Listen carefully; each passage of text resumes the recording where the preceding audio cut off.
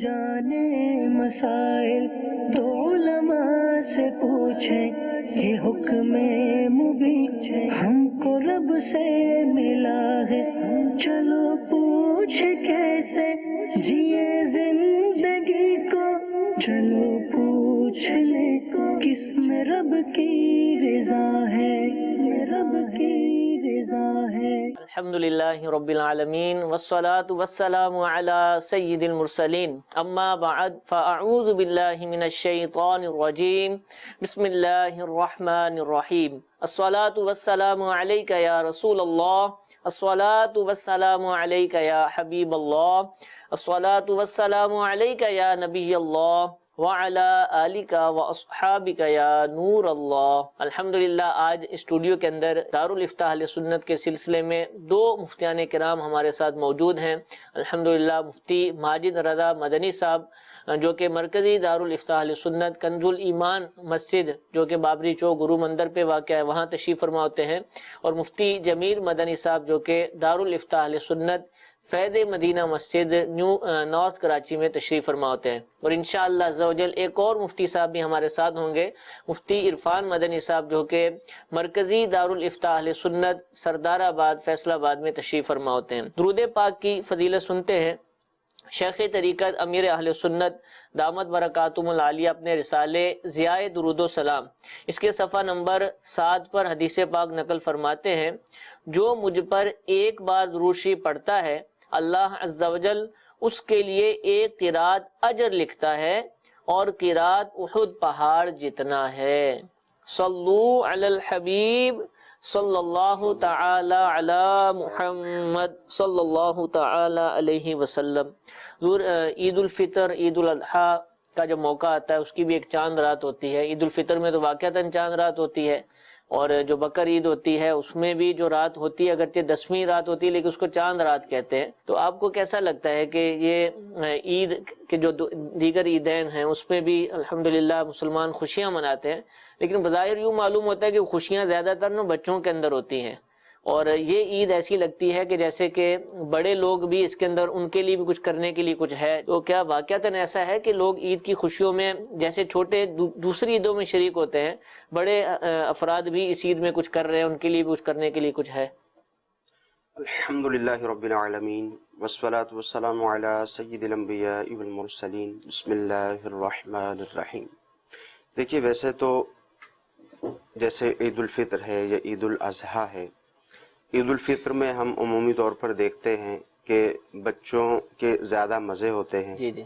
اور بچوں کی عید عام طور پر وہ کہلاتی ہے، بچوں کو بہت زیادہ عیدی وغیرہ بھی دی جاتی ہے۔ عید الاضحیٰ ہے تو اس میں جانور وغیرہ ذبح کیے جاتے ہیں، تو ان میں بڑوں کا کردار اس سے کچھ زیادہ ہوتا ہے۔ چاہے عید الفطر ہو چاہے عید الاضحیٰ ہو، دونوں میں ہی بڑوں اور بچوں کا کردار کسی نہ کسی طرح موجود ہوتا ہے، اور چونکہ شریعت مطہرہ نے ہمیں یہ 2 دن عطا فرمائے ہیں، ان 2 دنوں میں خوشی کرنا مستحسن عمل ہے، مستحب ہے، اچھی بات ہے، تو اس لیے بچے بھی اس خوشی میں شامل ہوتے ہیں، اگرچہ وہ ناسمجھ ہوتے ہیں، بعضوں کو سمجھ بھی ہوتی ہے، بعض ناسمجھ ہوتے ہیں، مگر وہ بڑوں کو دیکھ کر ان کو پتہ چل جاتا ہے کہ یہ ہمارے لیے ایک خوشی کا دن ہے، خوشی کے ایام ہیں، وہ عیدی بھی طلب کرتے ہیں، وہ تحفے تحائف بھی طلب کرتے ہیں، تو یوں وہ اس عید کے اندر شامل ہو جاتے ہیں۔ بالخصوص ربیع النور شریف، حضور نبی کریم رؤوف الرحیم صلی اللہ تعالی علیہ وآلہ وسلم کی آمد کا جو ماہ مبارک ہے، اس میں یہ دیکھا گیا ہے کہ بڑے بھی پارٹیسپیٹ کر رہے ہوتے ہیں، بچے بھی پارٹیسپیٹ کر رہے ہوتے ہیں، اور کم و بیش ایک ہی طرح کا پارٹیسپیٹ کر رہے ہوتے ہیں، اور صورت یہاں بھی وہی ہوتی ہے کہ بڑوں کو دیکھ کر بچوں کو پتہ چلتا ہے کہ یہ بھی ہمارے لیے ایک خوشی کا دن ہے۔ اور اگر دیکھا جائے عمومی طور پر ہم اس بات کو بھی دیکھتے ہیں کہ ربیع النور شریف پر جو لوگ دین کی سمجھ بوجھ رکھنے والے ہیں، ان کا ایک خوشی کا جو طرز عمل ہے وہ بہت زیادہ ہوتا ہے۔ وجہ اس کی کیا ہے؟ وجہ اس کی یہ ہے کہ یہ حضور نبی کریم صلی اللہ تعالی علیہ وآلہ وسلم کی ذات مبارکہ اس ماہ مقدس میں تشریف لائی، اور جو مسلمان ہے اور جو سمجھدار مسلمان ہے وہ اس بات کو اچھی طرح سے سمجھتا ہے کہ حضور نبی کریم صلی اللہ تعالی علیہ وآلہ وسلم کی ذات گرامی کی اہمیت ہماری زندگی میں کیا ہے۔ بے شک سب سے بڑی بات یہ کہ حضور صلی اللہ تعالی علیہ وآلہ وسلم اس دنیا میں مبعوث ہوئے، اور ہم آج جو اللہ تعالیٰ پر ہم ایمان لے کر آئے ہیں، ہم اللہ تعالیٰ کی عبادت کرتے ہیں، ہم نے کلمہ طیبہ پڑھا، تو یہ حضور نبی کریم صلی اللہ تعالی علیہ وآلہ وسلم کے صدقہ طفیل ہی ہے۔ ٹھیک ہے۔ اور جب ہم اللہ تعالیٰ کی وحدانیت کا اقرار کر رہے ہیں، حضور نبی کریم صلی اللہ علیہ وسلم کی رسالت کا اقرار کر رہے ہیں، تو اس کا مطلب یہ ہے کہ دنیا کی زندگی جو کہ انتہائی مختصر ہے، وہ زندگی گزارنے کے بعد جب ہم قبر میں جائیں گے اور حشر میں جائیں گے تو ٹھکانہ انشاءاللہ عز و جل جنت ہوگا، کہ جو مسلمان اس دنیا میں سے مسلمان ہی جائے گا وہ انشاءاللہ عز و جل اس کا ٹھکانہ جنت ہوگا۔ تو جو لوگ ان چیزوں کو سمجھتے ہیں، ان چیزوں کی اہمیت کو سمجھتے ہیں، جو لوگ اس بات کو سمجھتے ہیں کہ جو عید الفطر ہمیں عطا ہوئی وہ بھی انہی کے صدقے عطا ہوئی، جو عید الاضحیٰ ہمیں عطا ہوئی وہ بھی انہی کے صدقے ہوئی، تہوار ہیں، اور سرکار علیہ السلام جو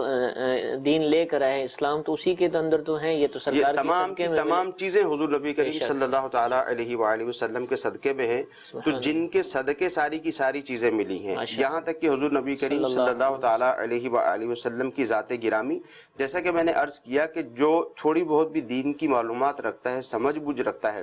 ویسے تو ہر مسلمان ہی اس بات کو سمجھتا ہے، حضور نبی کریم صلی اللہ تعالی علیہ وآلہ وسلم کی ذات گرامی کی جو اہمیت ہے اس کو تو ہر مسلمان ہی سمجھتا ہے، مگر جو کچھ زیادہ سمجھتے ہیں تو وہ پھر ربیع النور میں کچھ زیادہ پارٹیسپیٹ کر رہے ہوتے ہیں۔ حضور نبی کریم صلی اللہ علیہ وسلم کی ذات گرامی تو ایسی ہے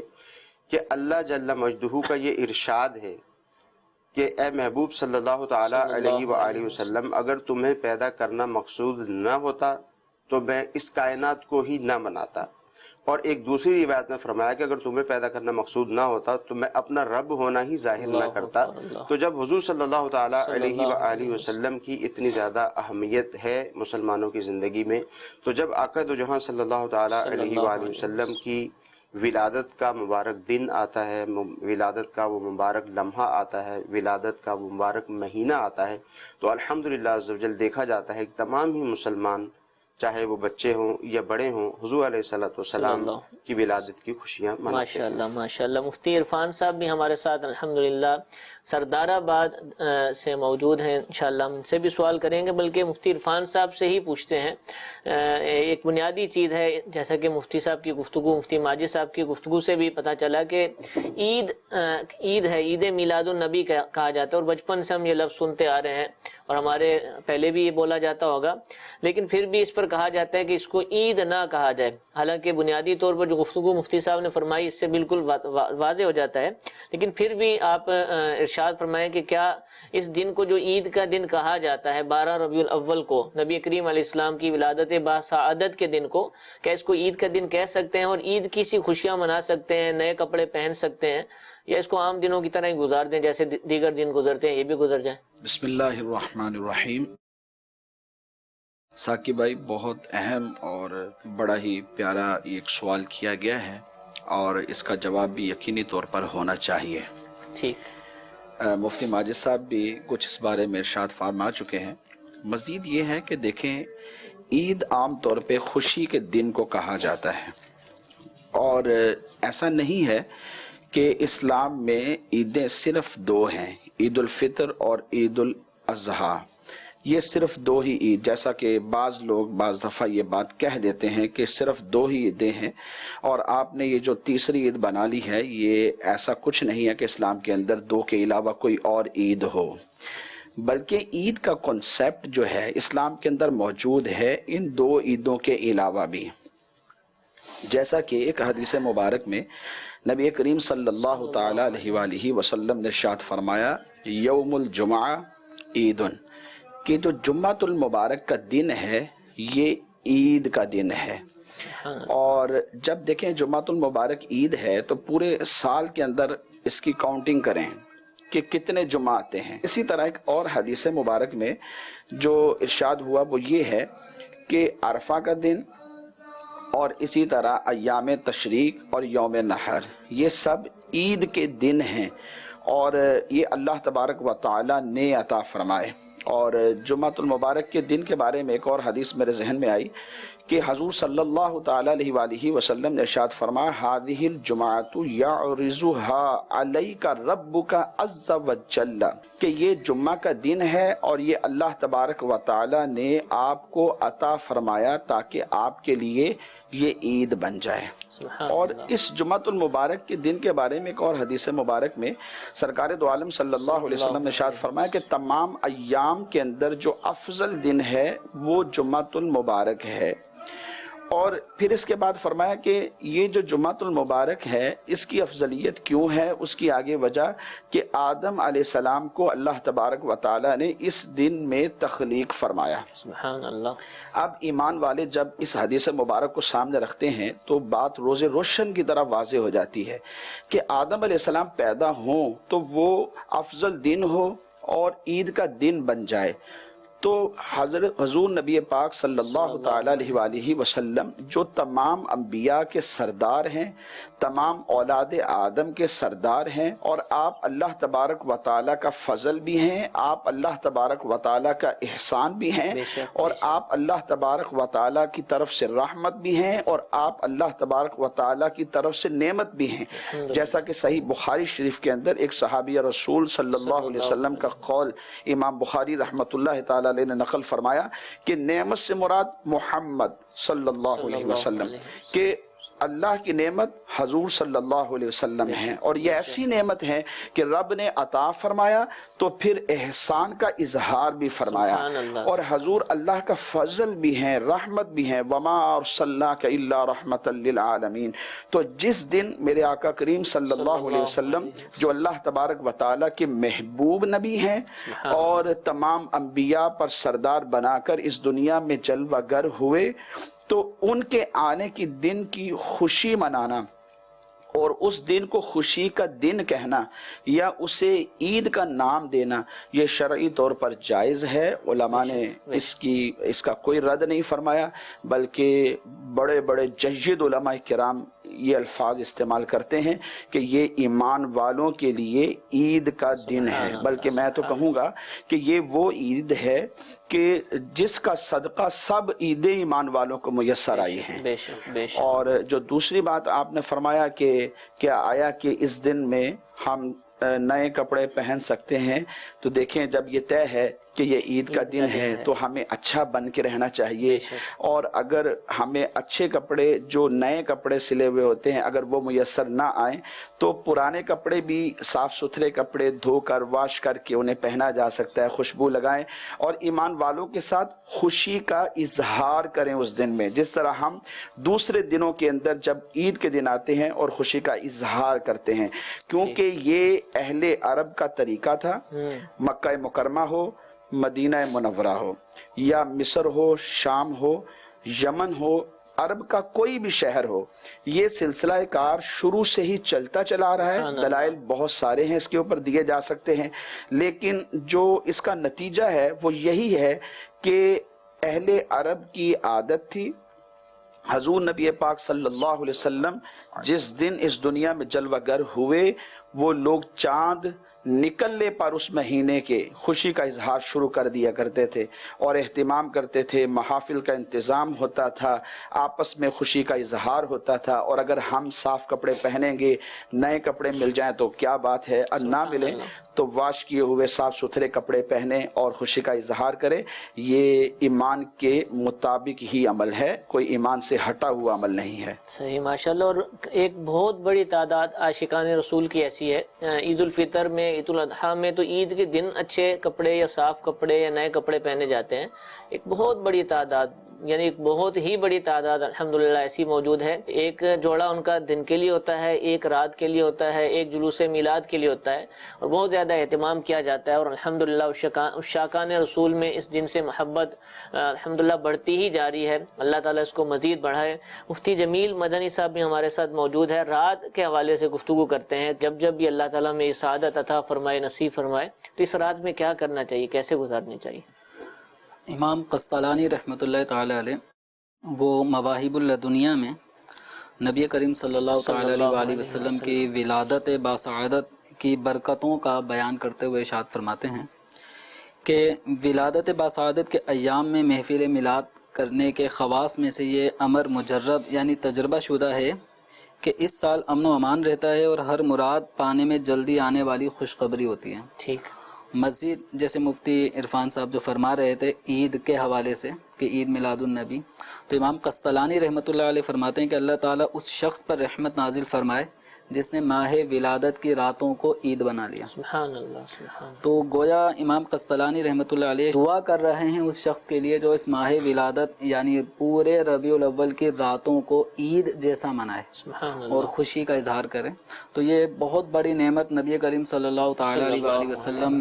کی مبارک ذات کے صدقے ہمیں میسر آئی ہے کہ ہمیں سید المرسلین صلی اللہ علیہ وسلم کے امتی ہونے کا شرف نصیب ہوا، حضور اکرم صلی اللہ علیہ وسلم کی تشریف آوری ہوئی، اور یقیناً یہ بہت بڑی نعمت بلکہ تمام نعمتوں کی اصل سرکار دو عالم صلی اللہ علیہ وسلم کی ذات ہے۔ اللہ تعالیٰ کی ایک عظیم نعمت کہ اس دنیا میں تشریف آوری کی رات ہے۔ تو اب اللہ تبارک و تعالیٰ کی نعمتوں پر ہمیں شکر ادا کرنا چاہیے۔ شکر ادا کرنے کے حوالے سے بھی یہ رات ہے، اور ہمیں حکم یہ بھی ہے کہ اللہ تعالیٰ کی نعمتوں پر اس کا شکر ادا کرو، اور اللہ تعالیٰ کے ایام ان کو یاد دلایا جائے، ان کو منایا جائے، اس کی عظمت کا اظہار کیا جائے۔ تو اس پوری رات کو ہی ایک عظمت کے ساتھ منایا جائے اور درود شریف کی کثرت کریں۔ اور چونکہ ہم کسی بھی تقریب میں جانا چاہتے ہیں تو اس سے پہلے ایک اہتمام کرتے ہیں، اچھے کپڑے پہننا ہے، خوشبو لگانا ہے، تو ظاہر کو بھی سنواریں، اور یہ تو خوشی ایسی ہے کہ اس میں ہمیں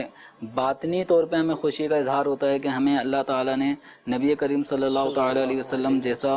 رسول ہمیں عطا فرمایا ہے اور ان کا امتی بننے کا شرف عطا کیا ہے، تو اس میں باطنی اعتبار سے بھی ایک مسلمان کی خوشی ہوتی ہے۔ تو اپنے ظاہر کو بھی سنواریں، اپنے باطن کو بھی سنواریں، بعد جماعت نماز ادا کریں، درود شریف کی کثرت کریں، اور بزرگوں کے اگر اقوال دیکھیں تو بعض بزرگان دین بالکل واضح طور پہ کہتے ہیں کہ میرے نزدیک شب ولادت رسول شب قدر سے بھی بڑھ کر ہے۔ سبحان اللہ۔ اب وجہ کیا ہے؟ بزرگ علماء بھی ہیں، بالکل علماء، شیخ عبدالحق محدث دہلوی رحمۃ اللہ علیہ جیسے بزرگ وہ اس طرح فرماتے ہیں کہ میرے نزدیک شب ولادت رسول یہ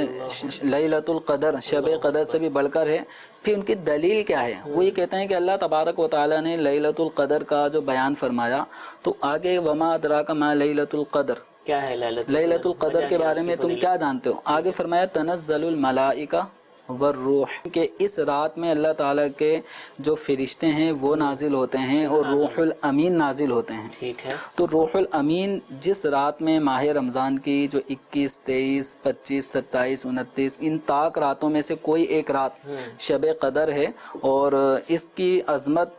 کو لیلۃ القدر خیر من الف شہر، کہ لیلۃ القدر 1000 مہینوں سے بھی بڑھ کر ہے۔ تو اتنی اس کی عظمت بیان کی، اور اس میں نازل ہونے والی جو ہستی ہے وہ ملائکہ کی سردار ہے۔ تو ملائکہ کے سردار کی تشریف آوری جس رات بالخصوص زمین کی طرف ہوتی ہے، ملائکہ کی جماعت کے ساتھ برکتیں رحمتیں پوری عالم پہ برس رہی ہوتی ہیں، تو وہ رات لیلۃ القدر ہے اور 1000 مہینوں سے بڑھ کر ہے۔ تو شیخ عبدالحق محدث دہلوی رحمۃ اللہ علیہ فرماتے ہیں کہ وہ رات کہ جس رات نبی کریم صلی اللہ تعالیٰ علیہ وسلم تشریف لائے ہیں، جس میں ان کے سرداری کے تحت یعنی حضور کی سرداری ملائکہ پر بھی ہے، انبیاء پر بھی ہے، ان جنس ملائک سب ہی نبی کریم صلی اللہ تعالیٰ علیہ وسلم کے گویا غلاموں میں ہیں، اور حضور اکرم صلی اللہ تعالیٰ علیہ وسلم سب کے سردار ہیں۔ تو حضور کی تشریف آوری والی یہ رات یہ کیوں کر عظمت نہ پائے گی؟ تو یہ ہوتا ہے، اس طرح کی چیزیں ہوتی ہیں، وہ دلالت النس اور اس طرح کی چیزیں ہوتی ہیں۔ جیسے والدین کو اف نہ کہو، کیوں؟ کیونکہ ان کو تکلیف پہنچے گی۔ اب کوئی اف نہیں کہہ رہا لیکن مماری کر رہا ہے، وہ ٹھیک ٹھاک ان سے زبان درازی کر رہا ہے، درجہ اولا منع ہوگا۔ تو لفظ اف جیسی چیز بھی والدین کو منع ہے کیونکہ دل آزاری کا باعث ہے۔ تو اس سے بڑھ کر اور نازیبا جملے یہ خود بخود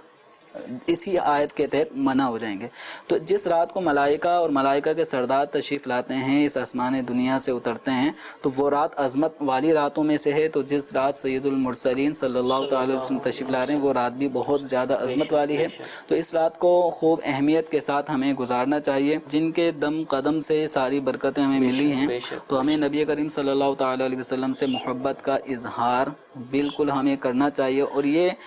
جو نعمت ہوتی ہے، نعمتوں کے جو ایام ہوتے ہیں یہ اس نعمت کے حوالے سے ہمیں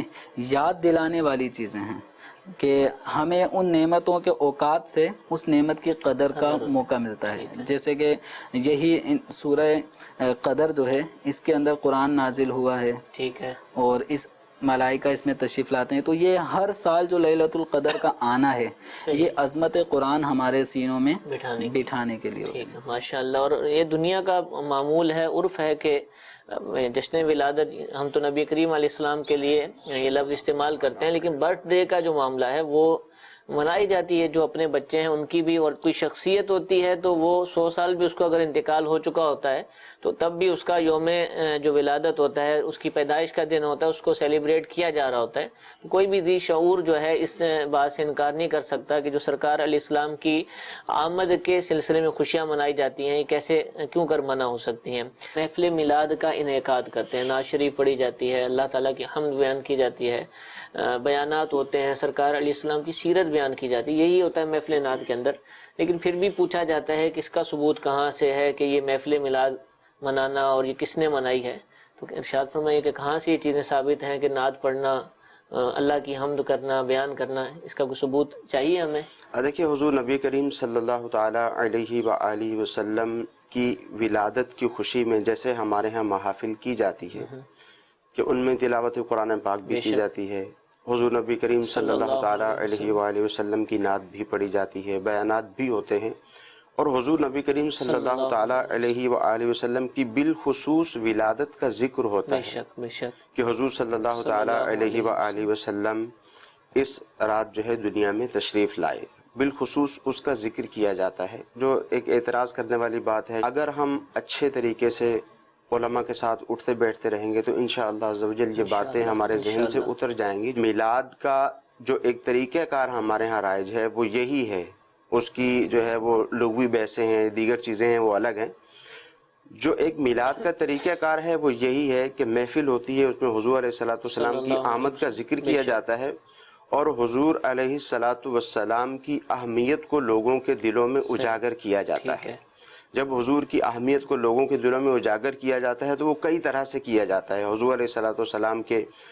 فضائل بیان کیے جاتے ہیں، حضور کے اوصاف بیان کیے جاتے ہیں، حضور کے کمالات بیان کیے جاتے ہیں، حضور کے اختیارات بیان کیے جاتے ہیں. تو اس طرح حضور علیہ السلام کی اہمیت کو اجاگر کیا جاتا ہے. ولادت کا بھی ذکر ہوتا ہے، حضور کی اہمیت کو بھی اجاگر کیا جاتا ہے. اب جو آپ کا سوال تھا کہ کیا جس طرح سے ہم کرتے ہیں ایسا پہلے بھی ہوا ہے یا نہیں ہوا، تو اگر ہم غور کریں، جب فقط روحیں موجود تھیں، صرف روحیں موجود تھیں اور اللہ تعالیٰ نے انسان کو پیدا نہیں فرمایا تھا، تو اللہ تعالیٰ نے تمام روحوں کو جمع فرمایا اور تمام روحوں کو جمع فرمانے کے بعد تمام روحوں سے ایک عہد لیا، گویا کہ ایک سوال کیا، الست بربکم، کہ کیا میں تمہارا رب نہیں ہوں؟ تمام روحوں نے جواب دیا بلا، کہ کیوں نہیں، کہ ضرور تو ہمارا رب ہے. بے شک. یہ پہلا عہد تھا، روحیں موجود تھی جب یہ عہد لیا گیا. صحیح.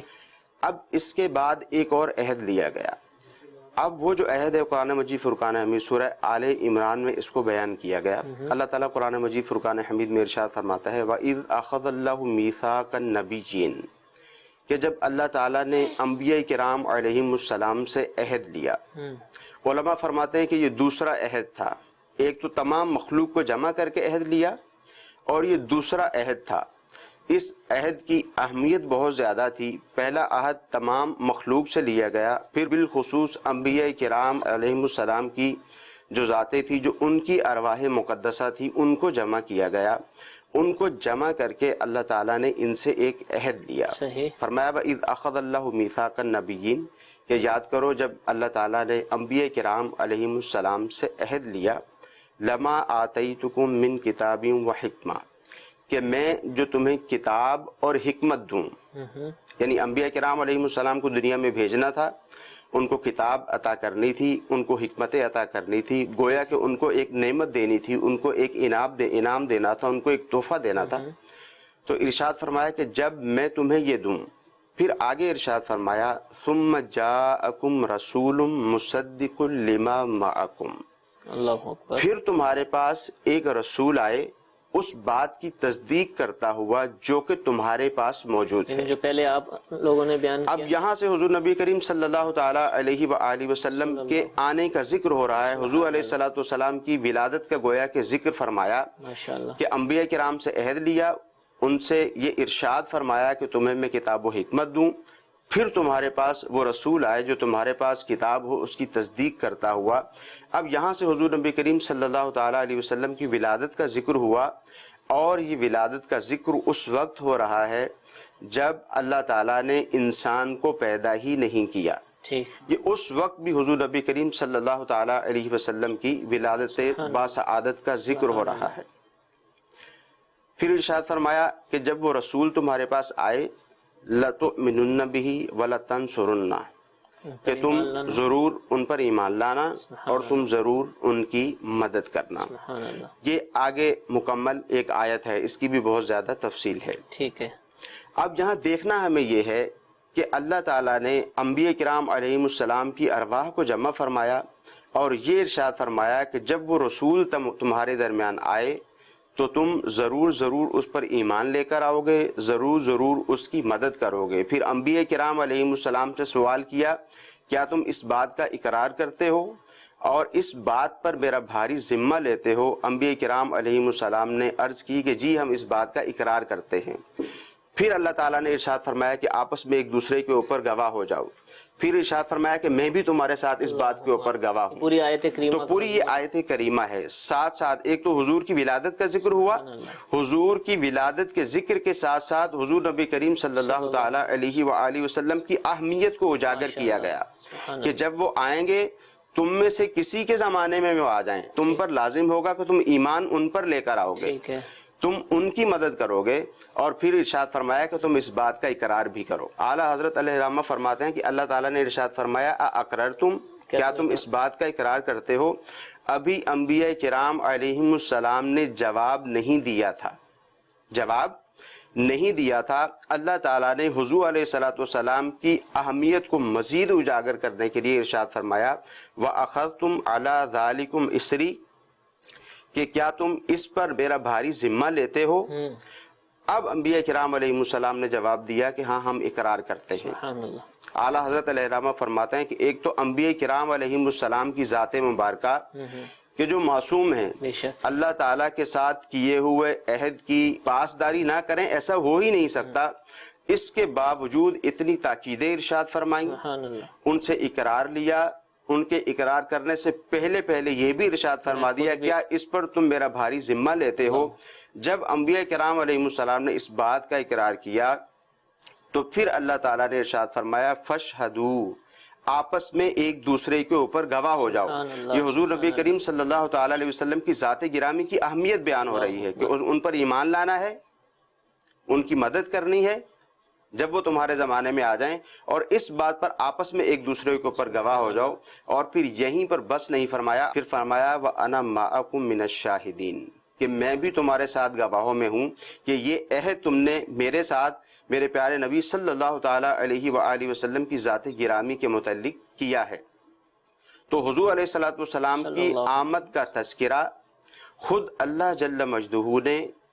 انسانیت کو پیدا کرنے سے پہلے سبحان اللہ, انبیاء کرام علیہم السلام کی ارواح کو جمع کر کے, ایک تو یہ نا کہ ہم آپس میں بیٹھتے ہیں تذکرہ کرتے ہیں, علماء آتے ہیں, عوام جمع ہوتی ہے, وہ بیان کرتے ہیں. آپ ہماری ان محافل کو دیکھ لیجئے اور اس محفل کا تصور کر لیجئے سبحان اللہ,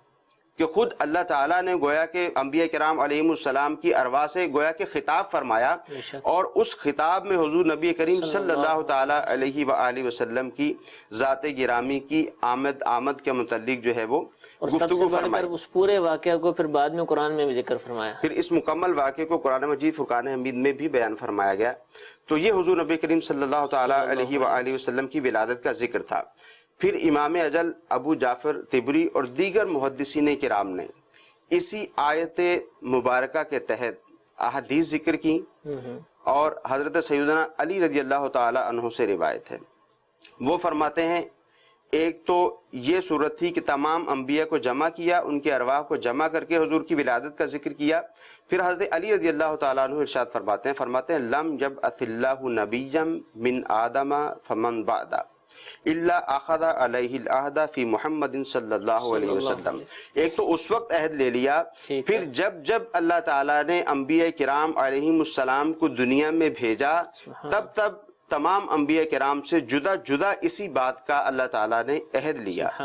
اور پھر ارشاد فرمایا انبیاء کرام علیہم السلام سے اس بات کا عہد لیا، اور ساتھ ساتھ اس بات کا بھی عہد لیا کہ تم سے پہلے بھی عہد لیا تھا، اب بھی عہد لیا ہے،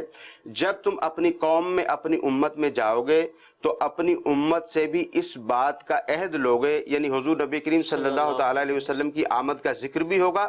اور حضور علیہ السلام کی اہمیت کو بھی بیان کیا جائے گا، اور حضور نبی کریم صلی اللہ تعالیٰ علیہ وآلہ وسلم کی اہمیت کو ذکر کرنے کے ساتھ ساتھ حضور علیہ السلام کے اوصاف اور کمالات بھی بیان کیے جائیں گے۔ پھر یہ سلسلہ چلتا رہا، اور حضرت سیدنا عیسیٰ علی نبینا وعلیہ الصلاۃ والسلام جب دنیا میں تشریف لائے،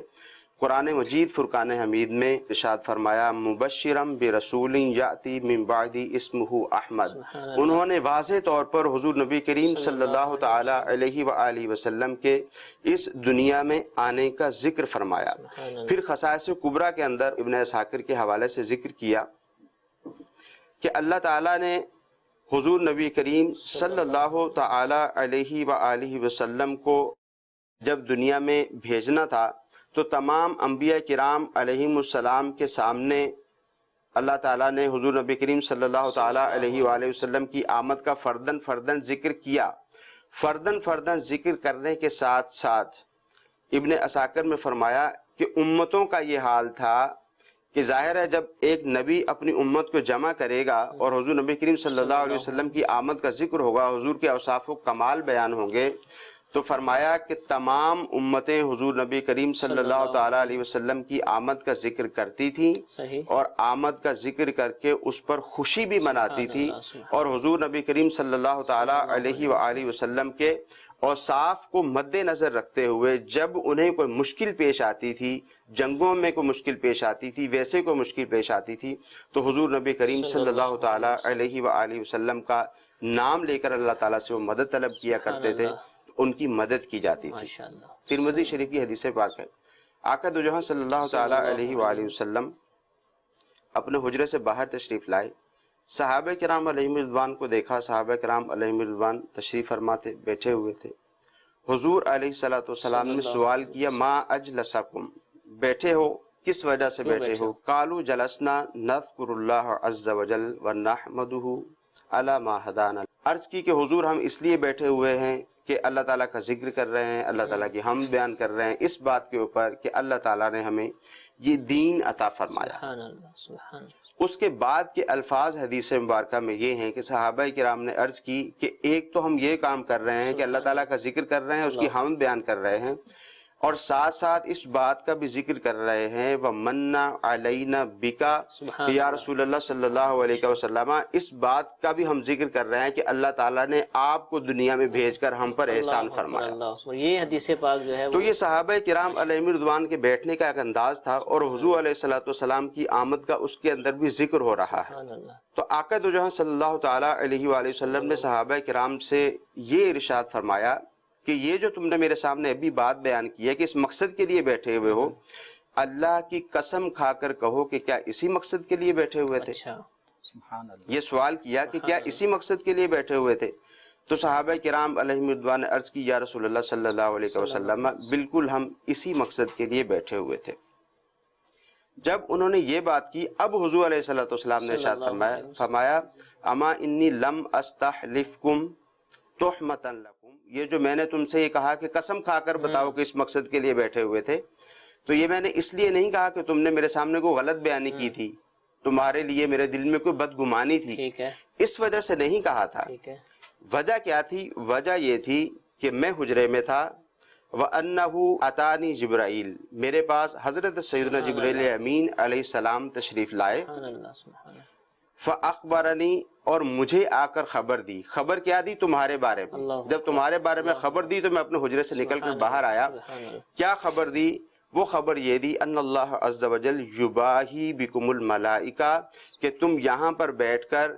اس بات کا ذکر کر رہے ہو، اللہ تعالیٰ کا ذکر کر رہے ہو، اللہ تعالیٰ کی حمد بیان کر رہے ہو، اور اس بات کو بیان کر رہے ہو کہ اللہ تعالیٰ نے مجھے تمہارے درمیان بھیجا اور اللہ تعالیٰ نے تم پر یہ احسان کیا. اللہ تعالیٰ تمہاری اس محفل کا فرشتوں میں تذکرہ کر کے فرشتوں کے سامنے فخر فرما رہا ہے. ماشاءاللہ. تو بات یہ ہے کہ جب ہم پڑھیں گے دیکھیں گے، اعتراض تو عمومی طور پر ہمارے ہاں لوگ ذہن میں بات آتی ہے نہیں آتی ایسے ہی اعتراض کر دیتے ہیں. تو حضور علیہ الصلوۃ والسلام کی آمد کا ذکر جیسے ہم نے سنا کہ حضور علیہ الصلوۃ والسلام کی ظاہری پیدائش سے پہلے ہی شروع ہو چکا تھا. ٹھیک ہے، یعنی جو پورا آپ نے بیان فرمایا کہ محفل نعت کے اندر جو ہم سرکار علیہ السلام کی ولادت کا تذکرہ، آپ کے فضائل و کمالات بیان کرتے ہیں، تو وہ قرآن و حدیث سے بالکل واضح اور ظاہر و باہر ہیں جو آپ نے ارشاد فرمایا. مفتی عرفان صاحب سے میں آخر میں پوچھنا چاہوں گا کہ سلسلے کا وقت ہمارا اختتام کی طرف ہے، کہ محفل نعت جو بھی ہم کرتے ہیں بالکل واضح ہے، مفتی صاحب نے بھی اس کی وضاحت فرمائی ہے، لیکن جو بھی ہم محفل نعت کریں جس میں سرکار علیہ السلام کا ذکر کریں، اس کا انداز کیسا ہونا چاہیے، اس کا یعنی کس طریقے سے اس کو ہم لے کے چلیں، پوری محفل کا انعقاد کرنا چاہیے؟ دیکھیں، جو صدیوں سے سلسلہ چلا آ رہا ہے، جیسا کہ محدث ابن جوزی نے اپنی کتاب میں اس بات کو نقل کیا ہے کہ جب یہ اہتمامات کیے جاتے تھے محافل کے نبی پاک صلی اللہ علیہ وسلم کی آمد کی خوشی میں، تو اس وقت قرآن بھی پڑھا جاتا تھا، قرات ہوتی تھی جس کے اندر نبی پاک صلی اللہ علیہ وسلم کے فضائل بیان کیے جاتے تھے، آپ کے مناقب بیان کیے جاتے تھے، حضور نبی پاک صلی اللہ علیہ وسلم کی تعریفات کی جاتی تھی، آپ کا ذکر ہوتا تھا. سبحان اللہ. اور ذکر کے اوپر بے شمار احادیث، جیسا کہ مفتی ماجد صاحب نے بڑا تفصیلی جو ہے وہ جواب ارشاد فرمایا. تو اس میں دو چیزیں محافل کے اندر بڑی خاص اہتمام کے ساتھ ہونی چاہیے. ایک تو یہ ہے کہ ثنا خوانی،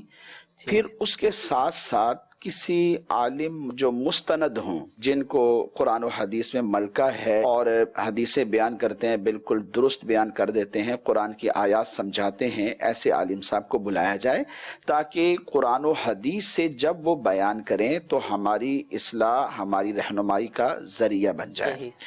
اور جب ثنا خوانی ہو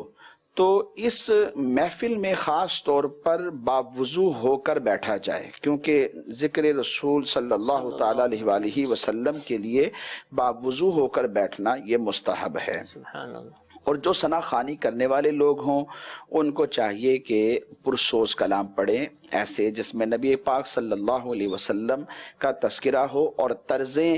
گانوں کی طرزیں نہ ہوں کہ لوگ وہاں بیٹھے تو محفل مصطفیٰ صلی اللہ علیہ وسلم میں ہیں اور ذکر بھی حضور صلی اللہ علیہ وسلم کا ہی ہو رہا ہے اور ان کی سوچوں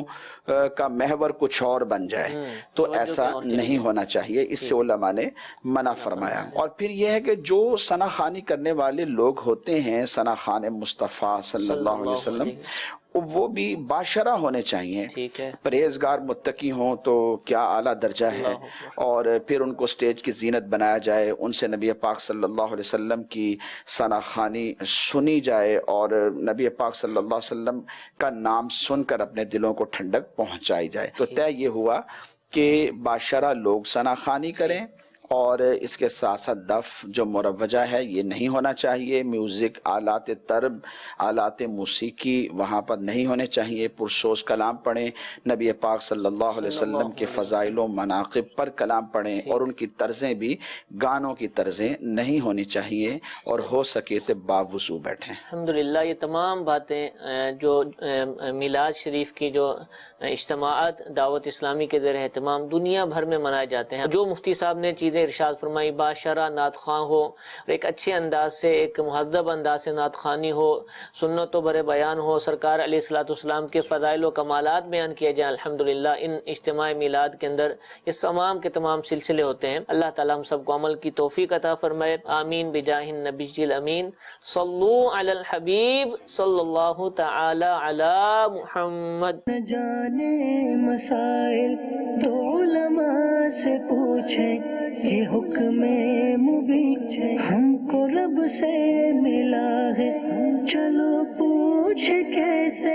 جیے زندگی کو، چلو پوچھ पूछ ले किस में रब की रज़ा है, रब की रज़ा है।